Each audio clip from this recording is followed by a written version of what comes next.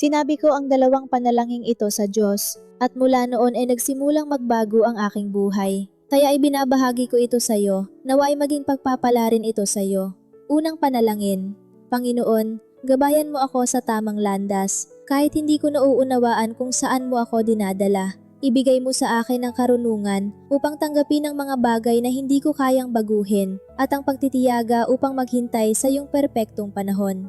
Ikalawang panalangin, Panginoon, gabayan mo ako at palakasin mo ako kapag pakiramdam ko ay hindi ko na kayang magpatuloy. Yakapin mo ako kapag pagod ng aking puso at ipaalala mo sa akin na ang iyong mga plano ay laging mas maganda kaysa sa aking mga plano.